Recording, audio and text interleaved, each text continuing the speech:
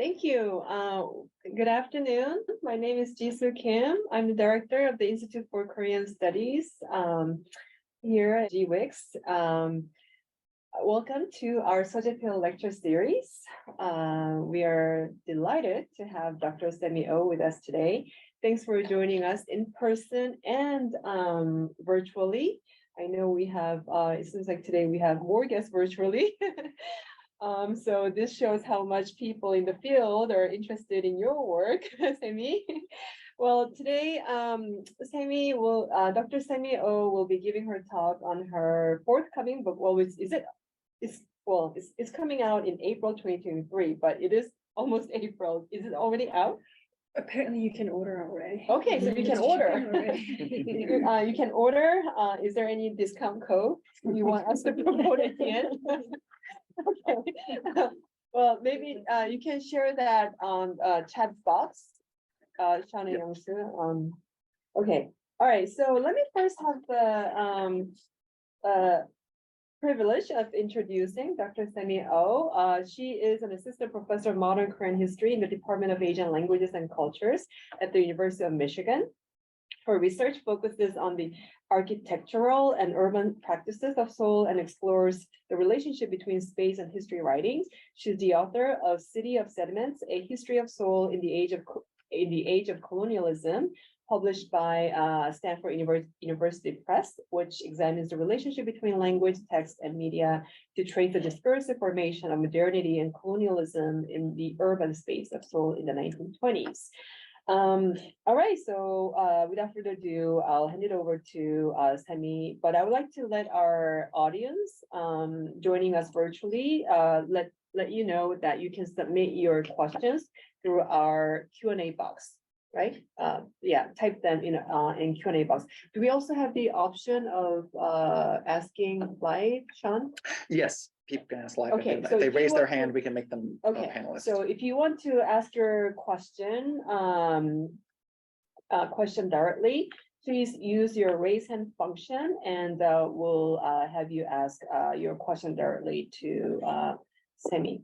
All right, Semi, can take it over. Thank you so much. I'd like to thank Professor Jisoo Kim for inviting me and preparing this opportunity for me to give my first book talk. So it's an honor that I get to do this in DC, and I'd like to thank Sean and Youngsu for all the work you put in to make my trip as smooth as possible. So this will be a book talk, and let's see. So this is my book. Forthcoming, but my students tell me that they can already read the ebook version. Mm-hmm. So City of Sediments, A History of Seoul in the Age of Colonialism. So this book is about Seoul under Japanese colonial rule, and it's a history book. The first part is easy. It's about Seoul, then it's about Japanese colonialism. The latter part is not. So even though my book is subtitled A History of Seoul in the Age of Colonialism, I titled my talk today toward a new cultural history of Seoul. That will need some explanation. So I'm going to start with what I mean by new cultural history, and throughout the talk, I'll try to give kind of a roadmap of what my book looks like. It's actually rather kind of dense. So hopefully, I'll give some kind of navigation tool for the readers in this talk. New cultural history, what do I mean by that? I'm not claiming that I'm doing something new per se, but by saying new cultural history, I am referring to a field of study called new cultural history. I've never been a fan of labeling myself, and I thought it was quite limiting. But the kind of work that I do can also cause quite a bit of misunderstanding of what history is, what kind of history I'm doing. So today I thought I'll start with that definition as a kind of tool to work through all these concepts that I'm going to present instead of saying this is what it is. So I don't want that term new cultural history to box this book, but maybe this will give people some kind of tool to work with. There is no sharp break between cultural history or new cultural history. And new cultural history is not a monolithic field. It's rather quite diverse, and a lot of people are influenced from different fields of study, such as literary studies, literary criticism, anthropology, and so forth. But the way I see new cultural history and the difference from cultural history is that new cultural history is mostly concerned with history writing, historiography. And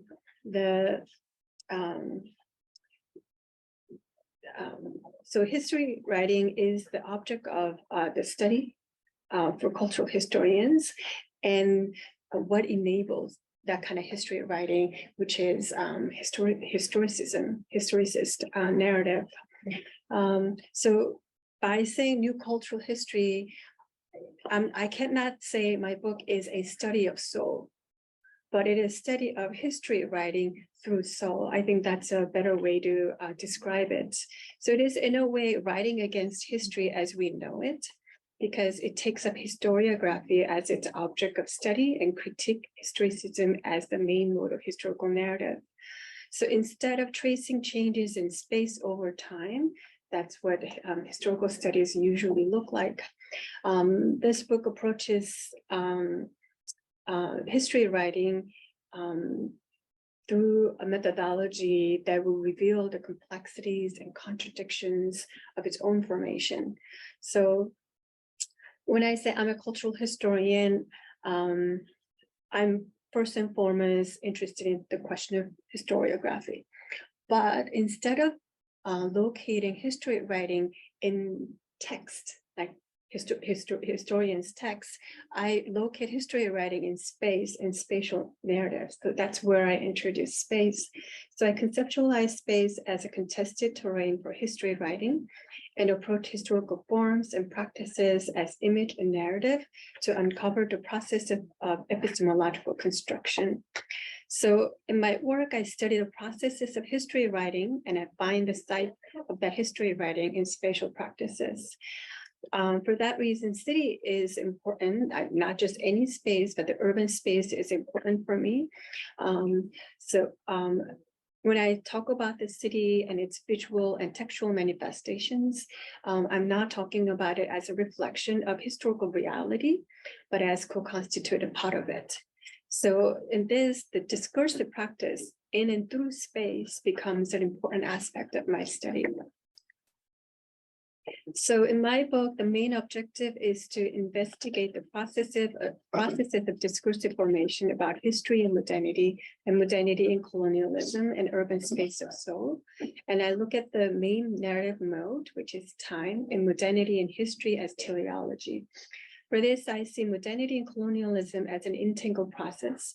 I do not use the term colonial modernity or alternative modernity, but find the colonizing impetus in modernity in its historical totalization that forecloses the non-West, which shows how any attempt at studying Seoul, especially in the colonial situation, is already framed by the epistemological construction of modernity, and how we need to take that epistemological construction as our object of study.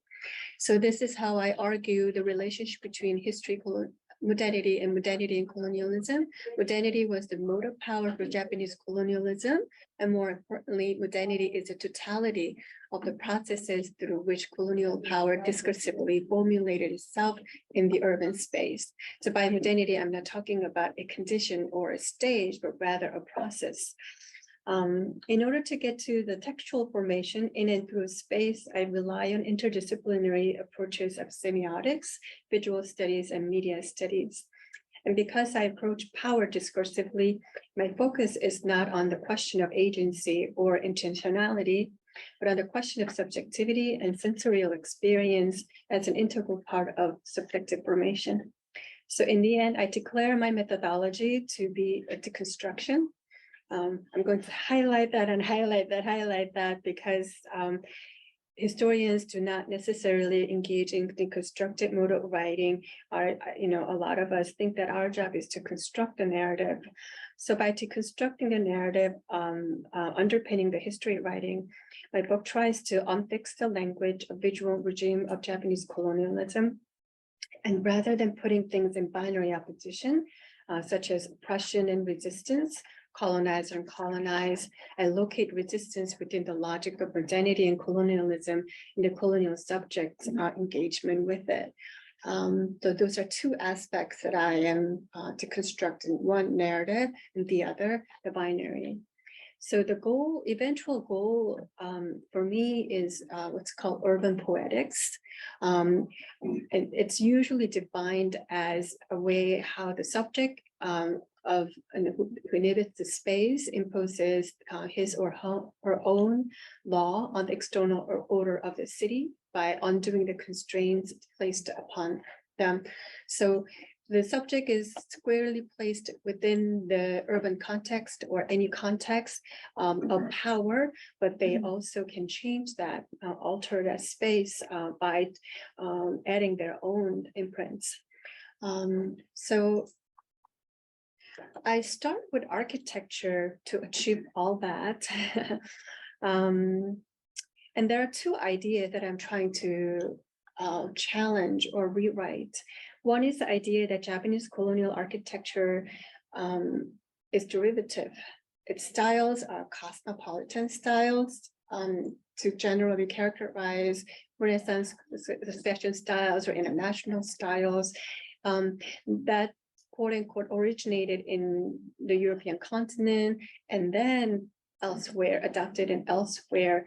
So that idea of a derivative style that copied Western style leads to the characterization that modernity in Korea was also a copy of the metropolitan modernity. So instead of talking about architecture as derivative, I talk about architecture, especially the surface of architecture that creates deception. Deception because one, it creates a phantasmagoria that hides and masks the workings of power. And two, it effectually links the concepts and ideas to the materiality of architecture. Which is to say that architecture is capable of creating a historical narrative of change, mainly from pre-modern to modern. The second idea that I'm trying to rewrite is this idea of the colonial monumental architecture is a symbol of colonial oppression. And we can see that case most clearly in the government general building that you see on the photo on the right. Controversial building, and it was taken down in for the 50th anniversary of liberation by Kim Young-sam. So the idea that it is not just a symbol of dominance, but also a symbol of colonial oppression. I'm not trying to deny any notion of oppression per se, but I'm trying to find oppression in a rather unlikely places. So I'm approaching power more broadly by exploring the discursive. So I also define architecture as situated architecture to put it in relation to its surroundings. So this is how I read architecture as the visual language of power for Japanese colonialism. There are three ways to do this. One is through the concept of under erasure, because just in the case of the government general building, the colonial monumental architecture was put in place by superimposing itself over monarchical palaces. And second, I look at architecture through the perspective of movement, through the conduits movement, and how we produce the specific mode of viewing and therefore narrative. And I talk about panorama in cinema or cinematic specifically. And third, I pay close attention to surface phenomena through ornamentality. I'm going to explain each point a little more carefully here. Under erasure. These two photos of the government general building show a slightly different perspective from the earlier one that showed a very commanding view of the building. These photos or images highlight sharp contrast with the remnants of the palace building and also in other Korean style building on the right. I argue that under erasure was a process that visualized two temporalities in one space and putting them in relation to each other, one undoing the other. So that one is articulated as modern and the other is articulated as not yet modern. It is different from not modern because Korea's place was found in the historical scheme of progress. So Korea will be modern in time, but it is always lagging behind in relation to Japan. Panorama was predominant mode of representing the space in colonial Seoul, and the sweeping view of the city represented imperial eye inspecting the territory. But here I want to draw your attention to the streetcar routes in the map. Movement was key to narrativizing the surveyor's perspective through a specific temporal scheme. And with that, the image of space in the panorama becomes an image of time by ordering the space in your linear narrative of development and historical progress. Then the sweep of the eye of the imperial gaze that produced panorama is translated into the sweep of history. And I rely on Angela Miller, who succinctly put it like this: the pedagogical, the supplier of knowledge, becomes the propagandistic, the producer of history and panorama. And if we understand panorama as a narrative device, we can view postcard like this in a different light. Even though it doesn't show the kind of commanding view of the government general building, the montage photos here depicts certain image that is coherent. The coherence of the image or the unity of the image here is pieced together through the kino eye, the camera eye, and we can see the image here as cinematic images, how camera zoomed in and out while traveling on the thoroughfare. So we have the thoroughfare view of the thoroughfare Taepyeongno on the top, and we can kind of see it as a travel path. And the ornament on the top of the dome, the government general building, is of interest for me. And I define ornament not simply as a decorative element added to the architecture or body, but I talk about it as a textual device.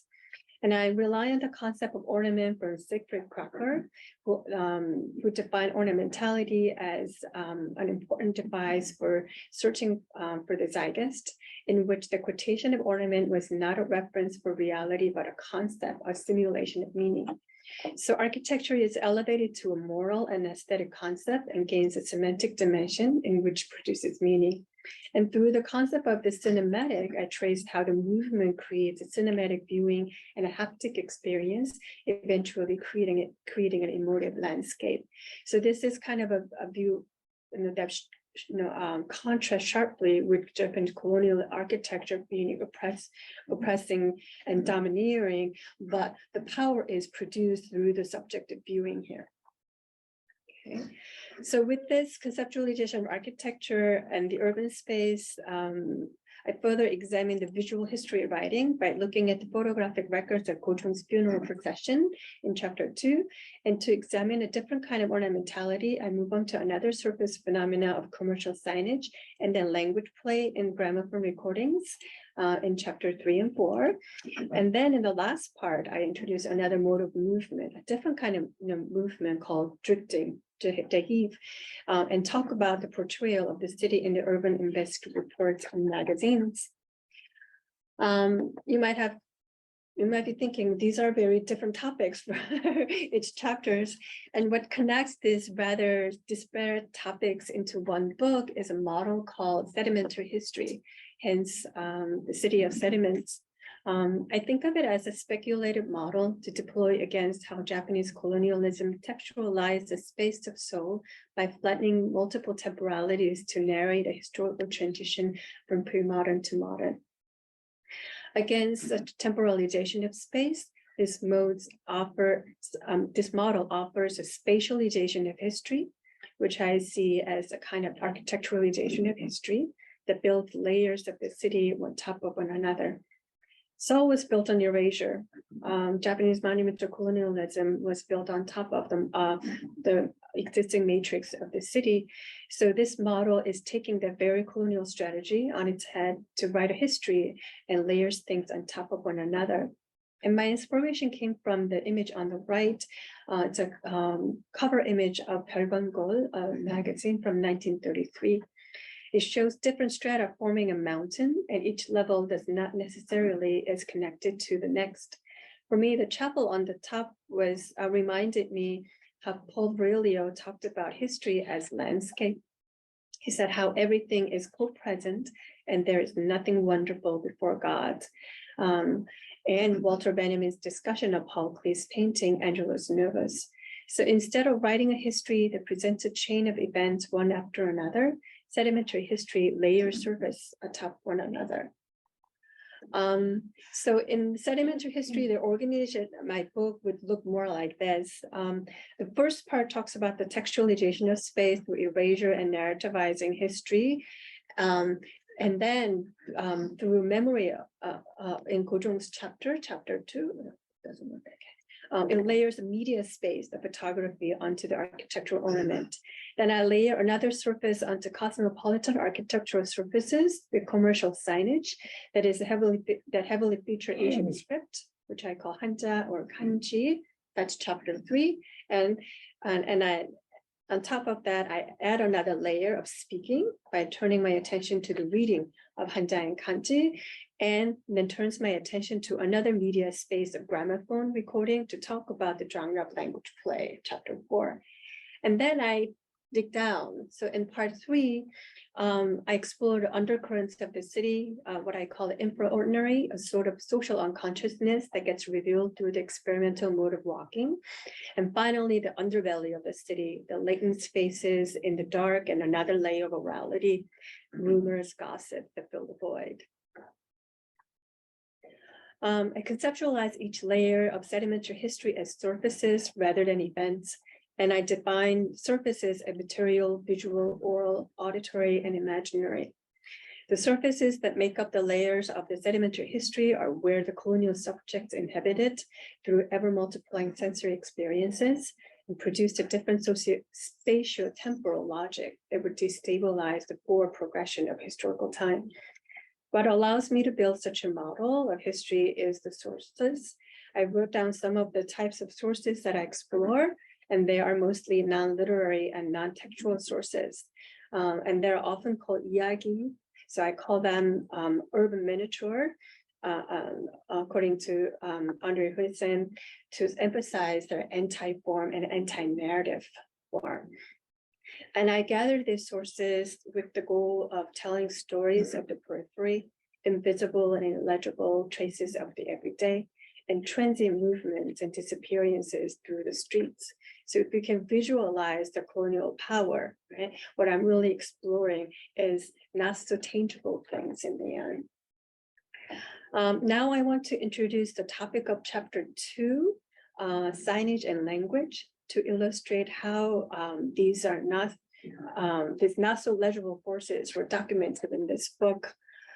This chapter was in many ways a turning point for me in revising my dissertation into a book, and thereby I looked at many different sources, non-textual sources, and also completely steered away from the usual way of my way of doing history writing.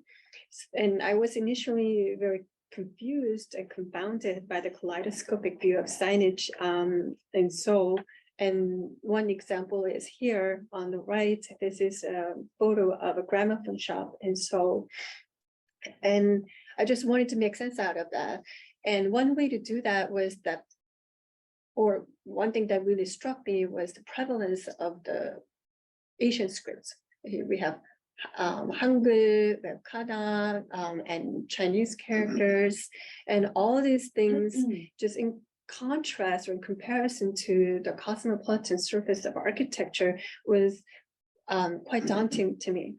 And I could have easily designated them as signs of not modern or residual effects of the previous time, the past, right? They're still existing and persisting in a city that was modernizing from top down.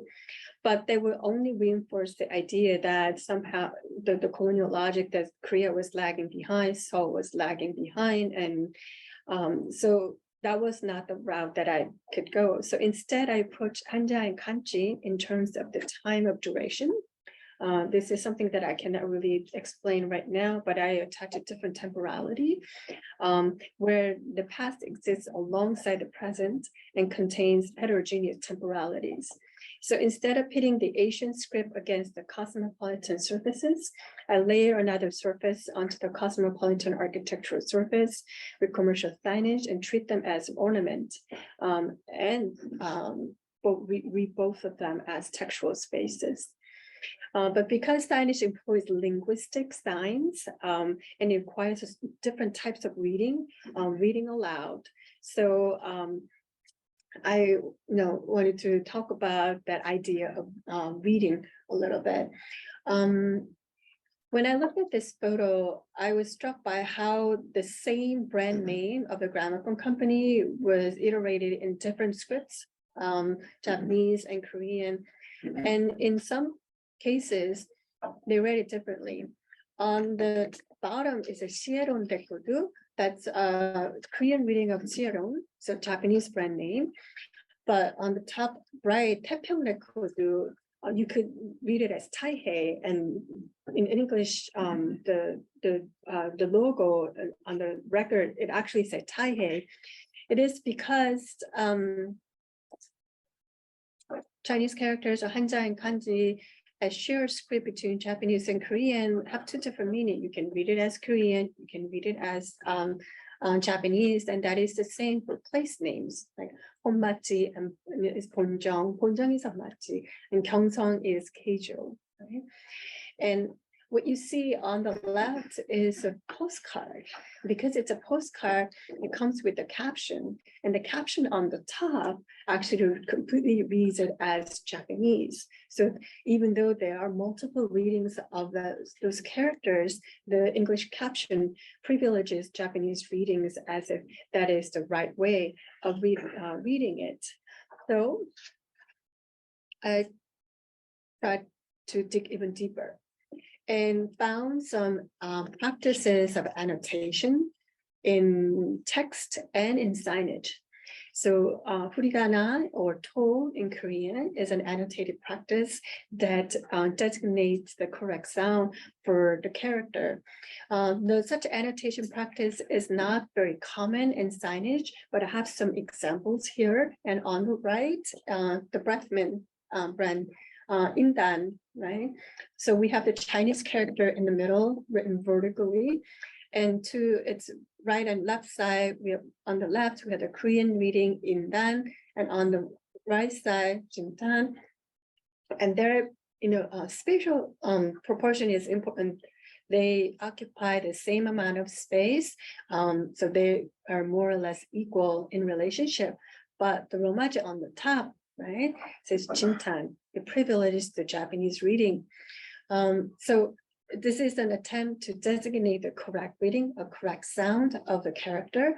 But when you actually see daily practices, things get quite messy. So here we have a couple more examples. On the left, Nashio Naru Kandenji, that's how the to reads it. So the first line, the to reads the katakana.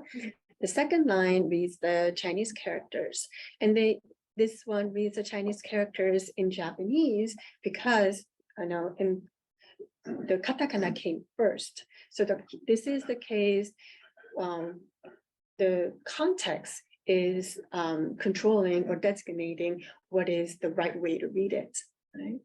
On the right, this was a very common sign across Seoul and Korea for cigarette. Right? The to here is 담배, right? But this is not the the reading of sound of the characters, right? 그 연초, right? Because in Chinese or in Chinese characters, you can read it either by sound or by meaning. This is a case that read the characters by meaning and then sounded out in vernacular Korean. So that is the tone. But that's my theory, right? So that theory holds up when we look at this postcard. Toward the left, where you see a group of women, Japanese women walking, right above them, you see the same signage, right? Yoncho and 담배. And I read it as a reading only because 담배, the Korean vernacular, is written much smaller, right, in size than the designating character. That's how the annotation is usually read. So my theory holds up now. But when you look at this, this is a view of a small shop that was located in front of a movie theater in Busan. And Paja Yeoncho, so we have another Yeoncho there, and we have another sign right next to it without any annotated reading, but we have the same sign with the red background, white oval shape, and the Yeoncho and 담배. But here, I have to question my theory because the 담배 vernacular tone is written in the same size as the Chinese characters or Hanja. So what is this a reading? What is it, right? Then I have to change my theory. This is not necessarily a reading of the characters in the textual space of the signage, but rather an interjection of the orality, hearsay, and the everyday. They didn't read it as Yeoncho, but 담배, because that's how people refer to cigarette in marketplaces and daily lives. So this privileges speech, not writing, right?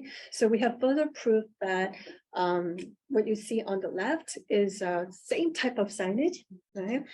In the post-war period. There, Hanja completely disappeared, but we have two different readings, tobacco and 담배. So this is the case where speech became writing, right? It's the primacy of speech.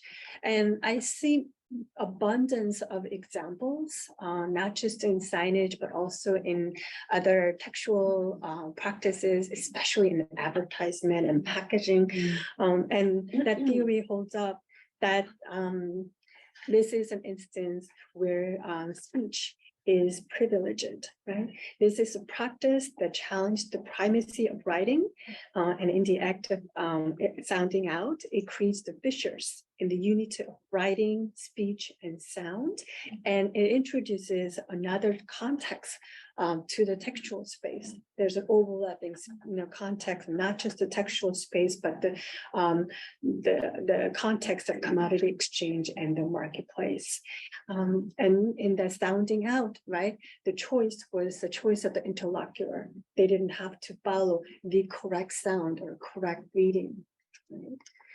So I locate the signage also in the urban space and think about it in terms of, or in the context of the moving conduit, because I talk about, experience urban space as a narrative space through the moving and through the cinematic viewing.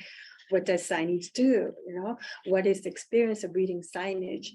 Here, I'm going to rely on the idea that signage, the images are picture writing, and these are index signs, right? These are index signs that says there, look, right? And it stops there. Its main purpose is to arrest the eyes, and doing so, it takes the passerby out of the urban context, and again, introduces another context of commodity exchange. And this is a moment of decontextualization. And because index sign by nature always refers to something that already came before, this is also a moment of delay. And for me, that the moment of delay is important when colonial subject is constantly characterized as lagging behind and belated. This moment of delay is a moment of possibility where I can locate that moment of speech. So by bypassing the hermeneutic reading of the text and image, infusing the semiotic and mimetic, these signs are less likely to be read textually and more likely to be contacted through the tactile gaze in distraction and transience. And it lives here and now, and in a fragmented moment presented only by the virtue of the subject having encountered the scene. So, and this moment of decontextualization, index referentiality, and sensory engagement with the perceptual and the tactile is where I locate the moment of speech.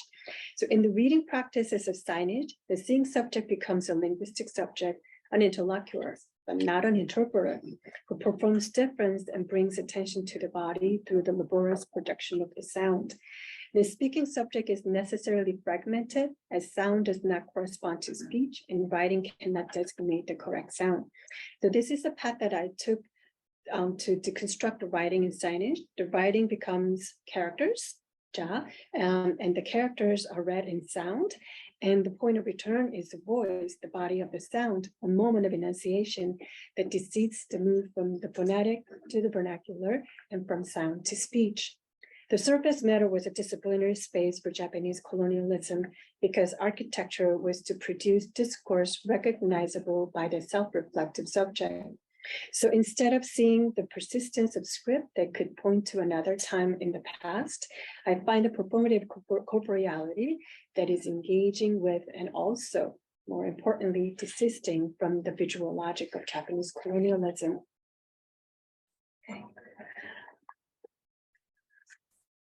So for the rest of the book, this is how I proceed with the concepts and the method of deconstruction. Deception was the key term that I laid out, phantasmagoria and creating the concept through architectural ornamentality, right? And how architecture narrates a historical shift seamlessly from pre-modern to modern, right? Historical totalization, by putting together disparate ideas and concepts into a coherent whole. So instead of looking at deception as a kind of something uniquely a unique operation of power for Japanese colonialism, I find this mode of representation in architectural practices in general, and through deconstruction, right? Deconstruction of sound, as you saw in the reading of signage from characters, and further in the language play of gramophone recording. This gets further deconstructed by detaching the signifier from the signify. The first in the signage was the discrepancy between writing and speech, but with the language play, it gets even further deconstructed. And the Mandam artist, Shimbulchu, actually deploys this whole language play as his own tactic of deception. So deception was a tactic that deployed against the deception of architecture. And then later in the urban investigative report in the part 3 of the book, the reporters employ a form of disguise through the playful reenactment of the signifier. They will pretend to be students by carrying books. They'll pretend to be fruit sellers. So little props like a disguise. So again, it's just a play of how you represent yourself. So deception to deconstruction, deconstruction to another type of deception, and leading to disguise. The main thing that I see was deconstructed was actually sensory experience. Because reading of architecture relied on the objectivity of the senses, right? Especially seeing. As we saw in the case of the panorama, I introduced the idea of misrecognition through the figure of old man, which was prevalent in language play and in other feudalians of newspapers and so forth, iyagi, right? Again, not as a sign of ignorance or the past or pre-modern, right? Displaced from the modern urban context, but as a purposeful disordering and disorienting of the senses that defamiliarize and destabilize the visual language of power. If you misread that sign, it is not a sign that you are ignorant, but it is a sign that you are ignoring the sign. So I think that's probably the clearest way for me to explain it. So from this recognition, I move on to blindness, which is mostly in chapter 5, in drifting. This is another aspect of the camera eye. Unlike the camera eye that zoomed in and out in that postcard, this is a camera eye that was vulnerable to the onslaught of the visual stimuli and the amping up of the speed while walking, like in drifting. It made that sensory experience even more heightened. So through the blind eye, I introduced another concept of speech, not that deconstructed the writing per se, but how speech is seen as a way to transcend visuality. And this is the kind of speech that is audible, but also not so audible, because I discuss gossips and rumors. So speech here is a transcendence of sight. Subjectivity is also deconstructed. A name gets disaggregated, just like in the signage. And in deploying a signifier detached from the signify, the nightly reporters in disguise assume anonymity in the anonymous crowd of the city.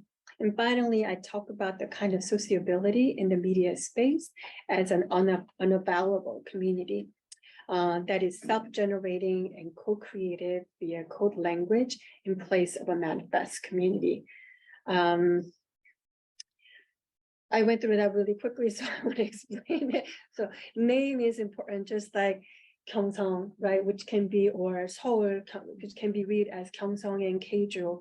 But in the advertisement or in signage, the name is, the proper noun is disaggregated, it's put into pieces, so you can read one character in one way, the other character in another way, right? And then you can detach the signifier, right? And the signifier or speech can become a sign of its own that generates another type of writing or practices. Right? When the signifier is so unstable, you can disguise yourself with something else. In one of the episodes, the reporter gets confronted by night patrol, and the policeman asks, "Who are you?" And he just gives fake name, fake address, right? Fake workplace, right? Everything fake. That's the signifier. That's how he enacts, an identity, right? But that gaining an identity, gives him an anonymity, because in the urban city, it is the anonymity that is the norm. And through the anonymity, the kind of community that I envision is an unavowable community, unnameable, right? In place of the manifest community, which is basically nation or even unaffected community. So this is the unavowable community is important for me because it takes place in latent places, which is emptied out when the usual operation of power have receded.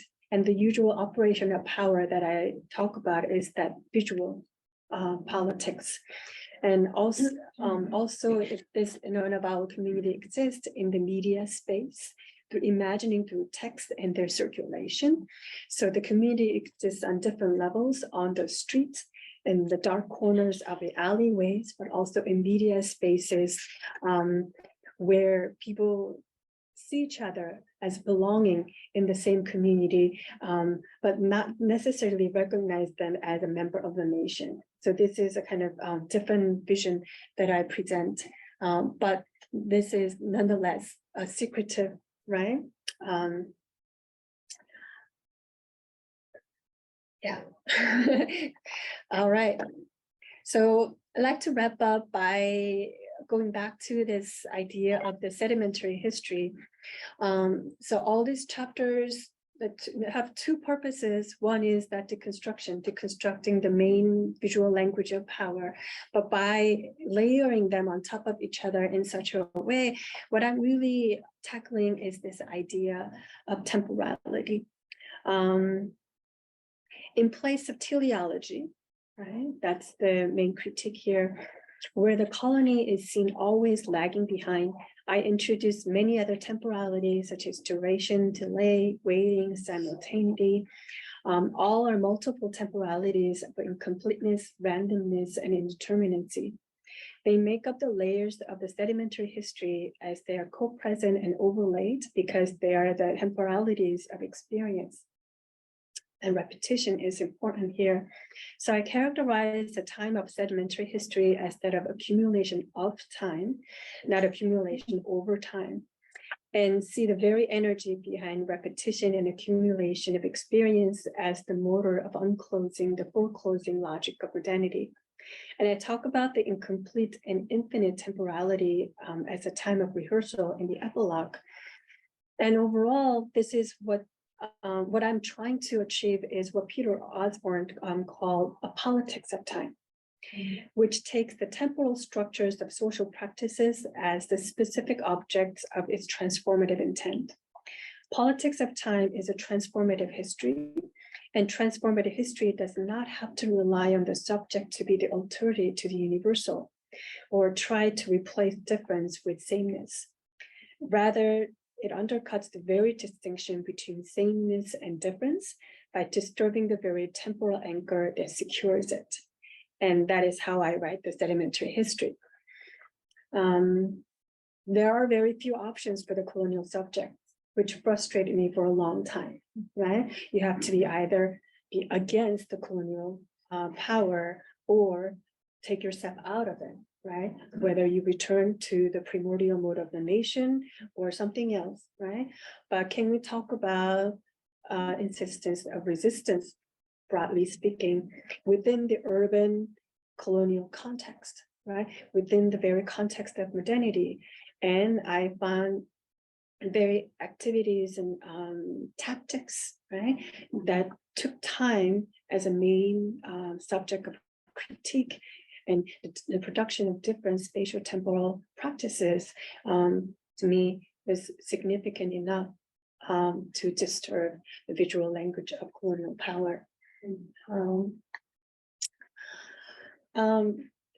In conclusion, I will want to show you the cover art for my book. So on the top is the full view of the cover art. It is done by the artist and director, Calvin Kyung Park. So he projected some of the images from my book. So you can see on the top and then on the left, which is the back cover of the book. And today's view of Seoul in the main panel on the front there, using his 2015 kinetic sculpture called Space Time Machine, which you see on the bottom. That's the sculpture.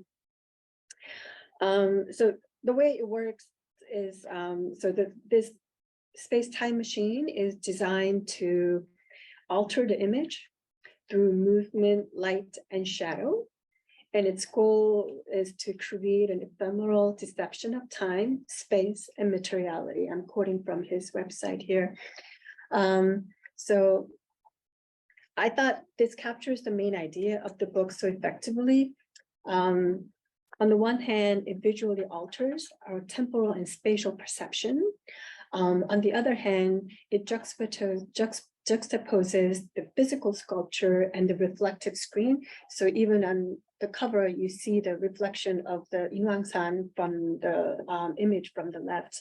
So you have the physical space or physical sculpture and the reflective image in the back.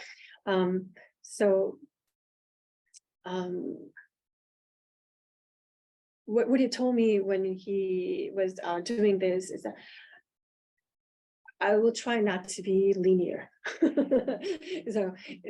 But not linear is not necessarily the answer, right? How you layer different times, how you layer different spaces, and how the movement of the sculpture here creates that illusion, and how it interlaces the physical space or physical object with the reflective, image in the media space. For me, was a wonderful way to represent the book. to be honest, writing a book, especially an academic book, right, to convey that idea of time was not easy. So where I fail, I think this image probably will fill it up. So I want to leave you with this image, and I think I got it within 45 minutes or so. So thank you. Thank you so much. Wonderful. Fascinating talk. Fascinating book. I knew it would be fascinating. I won't forgive you for not bringing a coffee. She was going to give me a copy of her book. She didn't bring it. I'm not gonna forgive her. Left, and I will But I mean, I think this book will really inspire a lot of students who are critically thinking of reading sources, because this is really, I think the way Semi approaches history is very unconventional and very creative, innovative. That's how I see it, at least. So the way she reads sources, right? She's not just using textual sources, but also non-textual sources. And she's trying to really explore this space, temporality, visuality. So it's, which, well, history tends to really like try to focus on, documents, sources, and yet she's really trying to excavate this area where it's really unconventional of reading sources and doing history. So well, I think we will have many questions, so I think I'll just open up the floor. Yes, could you identify yourself? And ask questions? My name is Sun Ho Kim. I'm a first year graduate student here at GW School. My question is, first I want to say it was really rich and really juicy information to me, and also I think it's going to really take time for me to actually understand, even digest the information.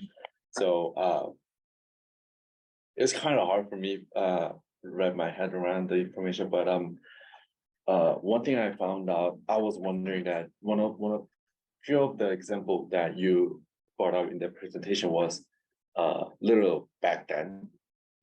And if you are talking about some sort of this accumulation of all time, not over time, so that you can see some of the remaining practices or anything that's still existing in this world, that might be helpful for me to really see what's going on in that, like, understanding of this history. So do you have any specific example of those like deception, what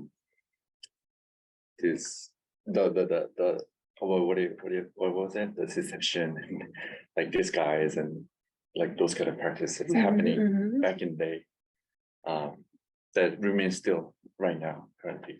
Right. Before I answer that question, I think the very logic of modernity still shapes our world, right? I was just attending a virtual event at Syracuse University School of Architecture just last week, and it was all about the current day Seoul, how Seoul is changing by kind of bulldozing the existing structure, evicting people, and new development, and that is the more material development idea of progress, materializing in the urban space of today.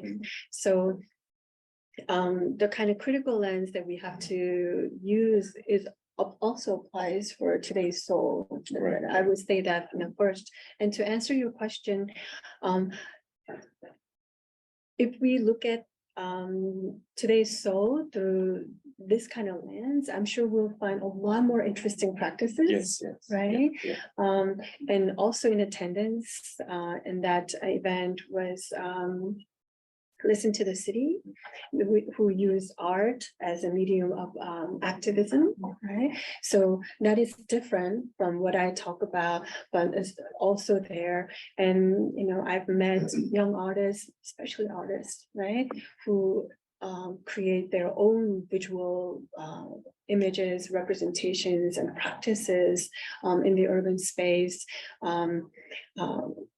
who, right, that would challenge the very, monolithic idea of the city. And Kelvin Kungku Park, the artist who did my cover art, was part of Flying City, who used the similar tactic of situation internationalists that I talk about in chapter 5, the kind of rapid mode of experiencing city, walking through the psychogeography. So what I would say, to answer your question, first part is there are a lot more interesting practices and ideas that we can put together as a collective volume or examine, but to talk about specifically the idea of deconstruction, deception, the whole language aspect. I found I'm not a music aficionado. I am not a visually oriented person, so music is not my forte. I don't really listen to a lot of music, and I don't listen to a lot of K-pop, but as I was getting to know K-pop for teaching and for my own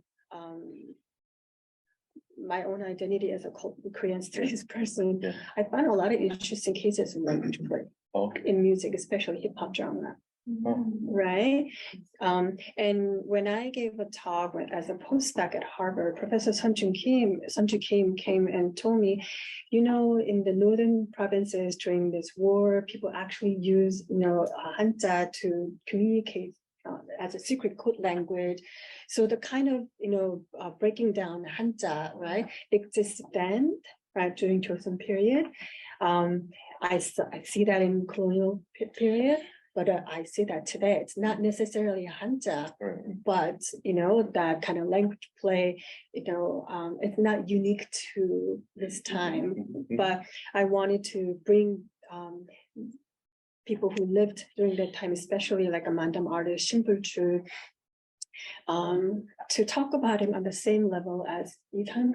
I don't know, can I say it? Right? And as on the same level as today's artists, musicians. So does that answer your question? Yeah. So we have a question from Anne Whitehouse. She's asking, I'm fascinated by your method. It seems to provide a lot of insight on lived experience under colonial rule. What initially inspired you to approach a history of Seoul using this unique combination of methods, deconstruction, sedimentary history, temporality, etc., instead of a more traditional historical method? Thank you for that question. Sometimes inspirations come from good places, right? The weather was beautiful here yesterday. I was inspired. Sometimes inspirations come from difficult experiences, frustration. And it came from the kind of frustration that I experienced after finishing my dissertation. Of course, even after you finish your dissertation, you don't really know what you were doing.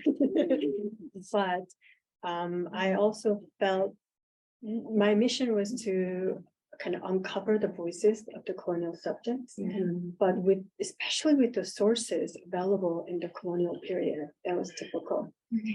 But because there aren't many written records by people who went to department stores or exhibitions, there are some records in magazines and newspapers, but there's something beyond, right? That what it lies beyond was unapproachable for me, and I had to find a way to get there. The only way to get there was through a different methodology than what I was used to. So my dissertation is a cultural history of Seoul consumption, right? But that did not really recuperate the voices of the colonial subject. And in cases where they see some evidences of how colonial subjects responded, it often gets regarded as, oh, they didn't understand, they didn't get it, right? This old man, right? He didn't read the sign on Namdaemun as he should read it as Sungnaemun, but he read it as Namdaemun. That's a misreading. but that's a sign of ignorance, right? But I read misreading in a different way. It's a purposeful misreading, right? And purposeful disorientation of senses. And sometimes you see a different outcome from the colonial policy. Scholars often say, oh, colonial policy is control, but we have unintended outcome, right? There's a gulp, there's no logic. So my job was to piece them together and go through a logic, link them in the most logical sequence as possible, and that logic was deconstruction. All right. Yeah. Thank you so much for your talk. I didn't know you were such a Derridian. Maybe it's my misreading, but your table of contents reminded me of essays such as signature meant context, structure, sign, and play. I don't know if you were referring to or invoking Deleuze in your cinematic scope there. So, you know, these people all are my first love, right? I used to tango with them a lot. And so it was really nice to see reference to these people. So my question is, so I really like the approach of this colonial privileging of speech over writing and this play that we need to read the signage as play, especially when you have multiple languages up there denoting different things, but I mean, sorry, saying different things, but denoting the same object, right? But this reminds me of like Singapore. This reminds me of like Belgium, where they have street signs in French, you know, German, and so forth. And Singapore is really fascinating, right? You have Singlish, and then you have English and Mandarin and so forth. And then it takes me back to like Konglish, right? It's not necessarily all Korean. It's a variation of Korean with a mixture of English, another imperial power that colonizes a certain consciousness, right? And the speaker of Konglish is not intentionally privileging one speech over the other, but just cannot help but to speak this imperial language in the mixture of the colonized. What about like Kongpanese? Was there something like Konglish, not maybe Konglish, but Korean, Japanese? And this takes me back to something like Kim Sa-ryang, the author Kim Sa-ryang, who wrote Tenma. And here, he, you know, the subject, the character in the short story is speaking both Korean and Japanese, and is interweaving between the colonizer's language and the colonized, normalizing that kind of language, right? And the question is, when you see mixtures and the sediments of that language, right? You know, how do you make of that? You know, and have you read these short stories or stories during the colonial period? Like These Hung's Wings does the same thing. You know, and they are the embodiment of this urban sediment, right? Thank you for that question. I actually have a piece on Isang that I've been working on forever. And I shelved that because I felt like there's a room to talk about literary practices of language and language play, separate from these everyday practices. So that is an article, not in the book. But if it was in the book, it would have been an interesting addition. And it's not just Isang. Isang is more deconstructive, but as you say, what about bilingual, right? What about multilingual? It's not just between Japanese and Korean. These like advocates of Korean vernacularization still use Chinese characters as their own language, right? So the landscape becomes really complicated. And I think it's a job for someone else who would love to tackle that. I had a different objective to use that as a kind of like not an example, but like a, you know, Yeah, example is a bad choice of word, but it is kind of an example. But I think, that can be a study of something. And I really appreciate you, pointing out practices that can be also seen elsewhere. And I suppose that's not just in the case of Asia or East Asia either, right? That was another objective of mine, that I do not talk about modernity in Korea under Japanese colonialism as something different from modernity at large, right? In the beginning, I briefly said I do not talk about colonial modernity or alternative modernity, that somehow, even though colony or colonial subjects are situated within the context of the modern modernity's foreclosing logic, which is totalizing and homogenizing. And I'm sure the experiences are quite similar, although different, right? And across the globe, and I would love to hear other cases. And I did not know that you were also doing it, so that's good to know. I did hesitate quite a bit to say, even to mention the word deconstruction in the book. But I did, and I did cite Derrida toward the end. Deleuze was very much influential for me, but I did not specifically cite Deleuze, but I relied on Juliana Bruno, who talked about cinema in relation to architecture specifically, especially modernity, right? So,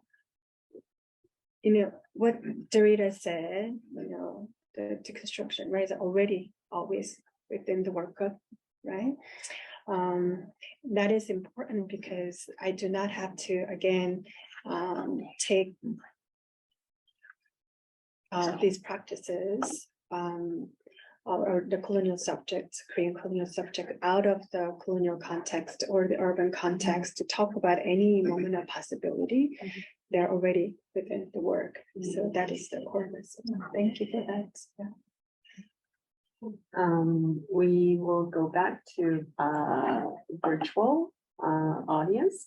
So Sarah Cook just mentioned, thank you for a fascinating talk. But we also have a question from Youngi Kim Uno. She is our senior advisor of GWIX. She says, wow, thank you very much for this novel approach to cultural history. I can't wait to read the book. This proves that history is a core part of the humanities. You might have done this, but have you used any literary fiction as source for your research, especially with contrasting views depending from which perspective a space or time is depicted? Thank you for that question. Of course, from a literary scholar, I will get their question. And I would respectfully say I would like to defer that to literary scholars. Again, I did. For any colonial historian or any scholar who works on colonial periods, our first introduction to colonial period is through literature. It's inevitable. We don't read Japanese sources first. Right? But we get to know colonial period. We get a sense of what people grappled with, what they were feeling, what they were thinking, how they were perceiving their environment, how they were, negotiating their position and all that very well in the literary sources. So that's the lens, that we get introduced to colonial period. But I made a very purposeful decision to not rely on literary sources.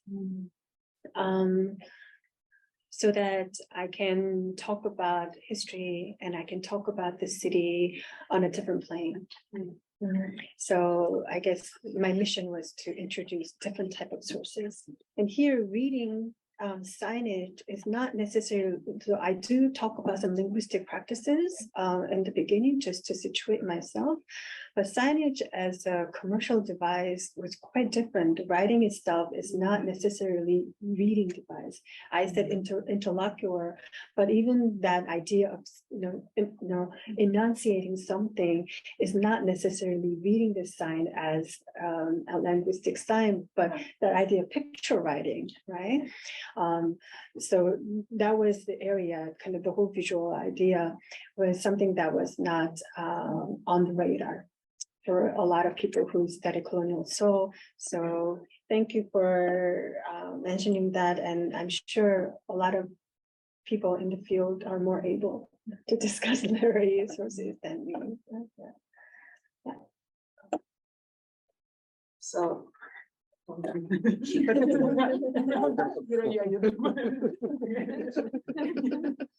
So it sounds like, I'm not sure if I actually fully got your point, but then it sounds like you wanted to study colonial subjects sort of like outside of the colonial settings.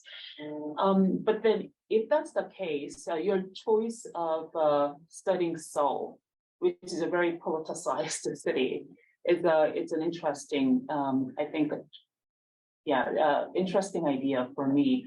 Is there a reason why you chose Seoul as the center of where the spatial area? And then also, I also find it very fascinating that I see a little bit of discourse analysis, but then you actually visualize text. So that's something that I noticed, and which is a very unique to study history. And then. But at the same time, because you do a discourse analysis, and then there's so many illiterates, people at the time who couldn't even read, even a Korean language. In that case, I mean, is there a reason why you study, you kind of visualize architectures or kind of even text to read or understand those kind of subjects who couldn't really who are illiterate or who are not fully kind of involved in this colonial setting? Thank you for the question. And let me answer the latter part of the question first. Where I situate the colonial subjects is something that needs to be clarified, right? Because I do not talk about a historical agent, meaning I do not specifically point to a group of people like intellectuals or writers, right? So it's quite amorphous, but there is some parameter that I'm working with urban dwellers, right? Urban dwellers who have certain level of understanding and acknowledgement of how these signs work, right? The funny thing is, for me, I saw the evidence of how those signs work, how they understood the whole, workings of a sign first, for me to conceptualize how the ornamental architectural surface of colonial architecture worked. Right? It's also in the same chapter of the signage, there is a magazine article where one reporter is accompanying two commentators. One of them is An Seok-ju, a cartoonist. And they talk about the signage in Jongno area, right? And it was quite a sophisticated understanding of how the picture writing works, like what is picture, what's writing, and what needs to be read, and how people interpret it, what is good for the Korean eyes, and what will bypass their attention, and all that. So we're talking about a group of people who are urban dwellers who have certain knowledge and acknowledgement of how the whole capitalist analysis works, right? But that is not something that is dictated on them, right? So I cannot say these are the group of people, but I also talk about reporters, right? And by talking about 별건걸 specifically, which is transitional magazine from general magazine like 개벽 to popular magazine. So the kind of colonial subjects that I envision as urban dwellers are somewhere in between. Somewhere in between. I think that would be a good way to put it. They're not, sometimes they are rickshaw drivers, right? Sometimes they're fruit sellers, right? But those are people also who are interacting, right? But those are also readers and consumers, right? Of magazines and gramophone. But even gramophone, you don't have to be, middle class or upper class to be able to buy the records. The records are playing from the store. So if you are just walking on the street, you can hear, right? So we see many different levels. So I just kind of generally envision, colonial subjects as urban dwellers. That was one reason why I chose Seoul as the main site, because I do not want to talk about colonial subjects outside of the colonial context, right? That would require a different approach. So they're squarely in the urban context. They're very much in the colonial context, right? And how they're reading, negotiating, looking away, right? From the visual language of colonialism was what I was trying to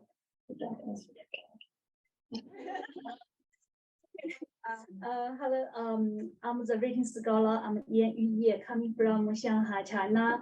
And I have studied at Yonsei University for 1 year. So I lived at Seoul for 1 year. I love it so much. So I come here today to listen to your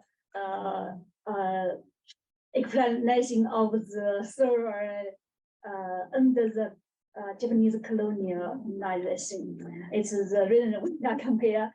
And the secondly, I want to say that in my opinion, I think your book is vivid and attractive because I think it's a trans-subject book.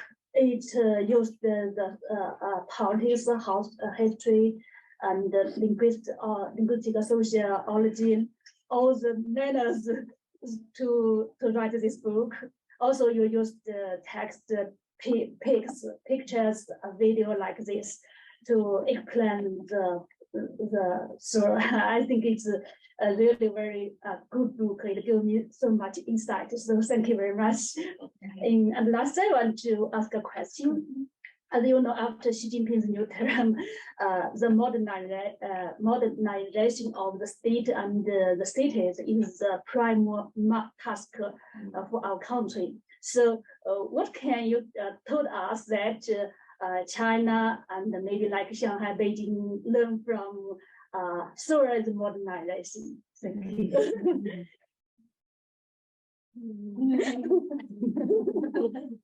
Those are two cities I love visiting. Both cities very different, and a lot of studies of Shanghai as a semi-colonial city inspired me a lot. So I would say that was my training ground, Shanghai, especially, but in the metropolitan modernity, Paris, of course, a lot of work is done there. But so I feel like there's a lot more dialogue and conversation, to be, done between scholars, Chinese cities and Korean cities, colonial or not, I think, right? So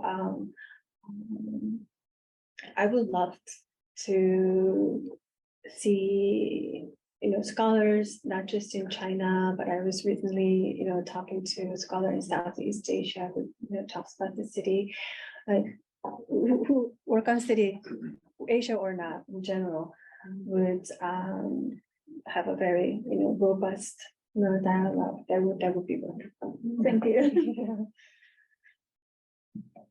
Okay, we have one more question from Zoom from Manjung Kim. I'm a PhD student at Binghamton University. Yeah, Emmanuel. Focusing on South Korea's architecture and urban planning under US influence during the Cold War. I'm glad to encounter a new English monograph of Korean urban history, Todd Henry's Assimilating Seoul and Shin Sang-chan's Imaginary Athens. According to Korean film studies, the colonial audience in Keizo was an enthusiastic fan of American films, specifically Charlie Chaplin's. Even Japanese residents tried to visit Korean theaters to watch the newest released American movies. Could you find any other Americanization in your analysis? Thank you for that question. Charlie Chaplin is a good example, not just in Japan, but also in Korea.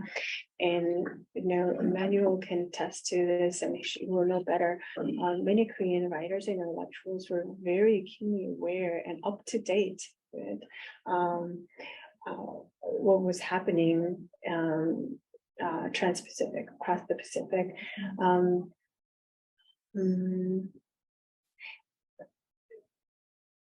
I appreciate the question because many colonial historians or scholars work on colonial period, think about colonial experience as a bilateral experience between Japan and Korea, right? So having that kind of trans-Pacific perspective would be really important.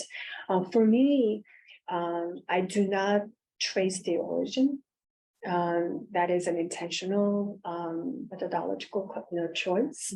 So I do not say that is from Japan, that is from Korea, even though if you kind of physically to construct the building, you can see where the materials come from, you can trace the origin, right? But as an image, as an amalgam, I am more interested in how those things come together to make up a discourse about more totality, like time, space, modernity. So, but that is a really important question. And now I'm working on post-war Korea, 60s and on. There is more direct relationship between architects and urban planners in Korea and in the United States. Even Kim Yong-il, the mayor of Seoul in the 1960s.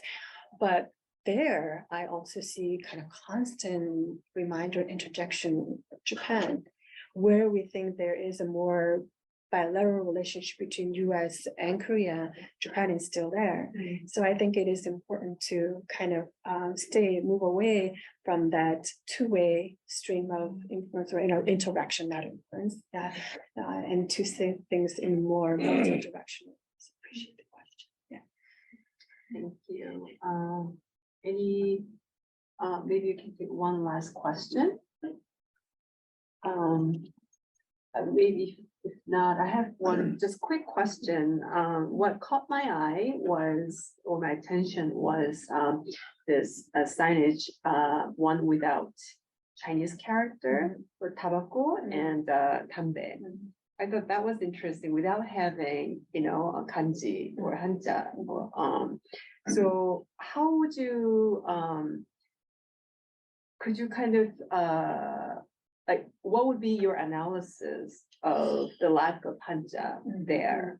What does it mean? Because hanja, of course, has, it comes from China, but it was also a cosmopolitan language. Written language, right, in East Asia. So then lack of that, and I don't know, I think it just, implies multiple things, but what would be your analysis of that?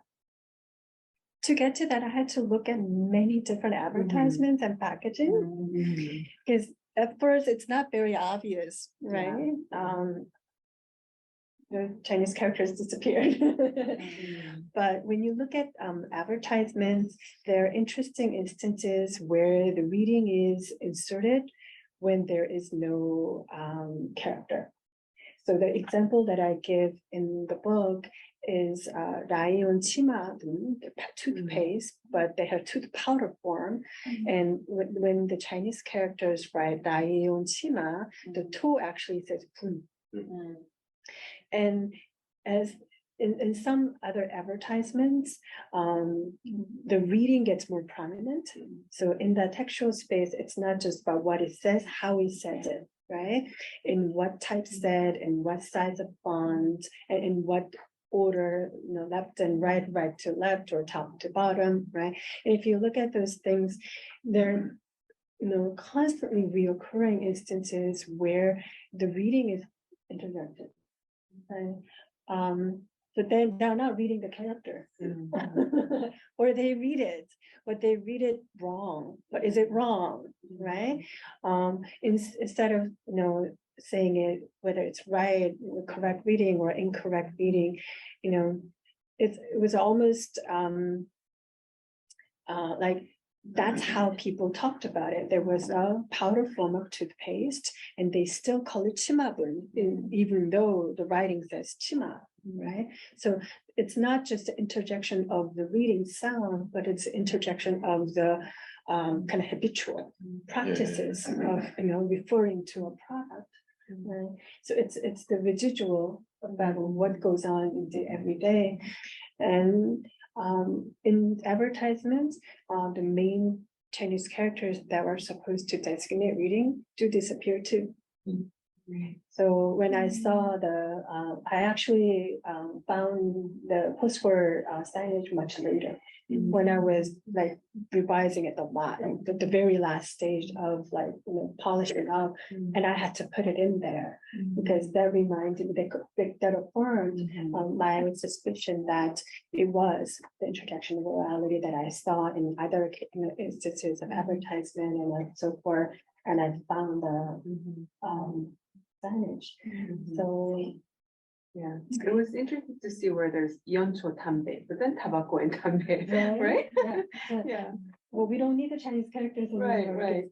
And so then this, makes me ask the following question. Do you see any differences in terms of language depending on different time period within the colonial period? So for example, like there were times where it was more oppressed on the, oppressing the vernacular Korean versus where it was more open. So do you see any difference there? So that's a really important question, because the period of time that I focus on is from late 1920s and up. Mostly late 1920s. I do not go into the wartime period, and some gramophones are into mid 1930s, and that is kind of transitional period. Because if you look at the history of signage specifically, in late 19th century, you would not see that kind of kanpan signage, commercial signage. You will see hyunpan, but also the commercial shops put their product out. That was the sign, right? We sell baskets, we sell, bowls, right? And then early signage like Sean and Yangeng, 세창, right? You will have pictures, right, next to the sign, but curiously enough, early signage had more English because they were import goods, right? And the prevalence of Hanja, right, is in the late 1920s, which was a peak for the Korean vernacularization. That's when the language reform was at the peak, most vocal. That didn't make sense to me. Why didn't they use all Korean vernacular in the signage when they were pushing for vernacularization? So, but that's what it was, because even, 별공과, when you read it, right, it's 국한문, right? It's easier for me to read 국한문 than pure Korean. You cannot really understand the meaning in the colonial period. And in the late 1920s, 25 is I think 25 was the first documented use of the word kanpan. So that's the modern signage. So the function of signage is different, and the function of picture writing on signage is different. So late 1920s, 25 and on, or I actually say 1926 as the most important turning point, kind of opens up. And you see gramophone changing, the new breed of magazine coming out. So this is quite an interesting time period where the top-down colonial urbanization, in terms of the visual monuments, monumental architecture, kind of collides with the colonial capitalist expansion of commodity culture, commercialization. So I kind of see that as a liminal space again, because if you look at 1920s, not many people talk about 1920s as an important time period. We talk about the more oppressive period, 1910s, and then transitioning to more like a popularization mass culture of 1930s, and 1920s can only be the transitional period, like 개벽 to 결gon고 to, you know, 해성 or whatever popular magazine you refer to. So it's kind of a period that didn't receive a lot of attention. But when you see the kind of nascent industries of gramophone, magazine, print media, and any other media, right? Signage is also media, right? It all points to late 1920s. So, but it's also quite interesting because, again, there's a heightened vernicularization, the persistence of or even more usage of Chinese characters. And going into 1920s, more mechanization of signage, neon signs, and so forth. So a lot of things are happening during that. Great, thank you. Wow, what a sophisticated work. I knew it was, but it's great to see that it's in copy now. So I'm sure this book will be used in, you know, in graduate seminar when differently teaching modern Korean history, or even like, you know, I think in just in Korean studies in general. Thank you so much, Semi. Please join me.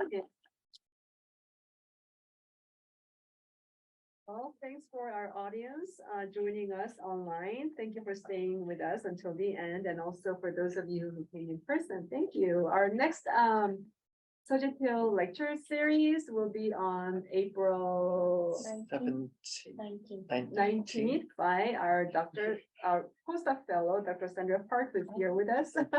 So she'll be doing her next Jaipil lecture series talk. All right, thank you.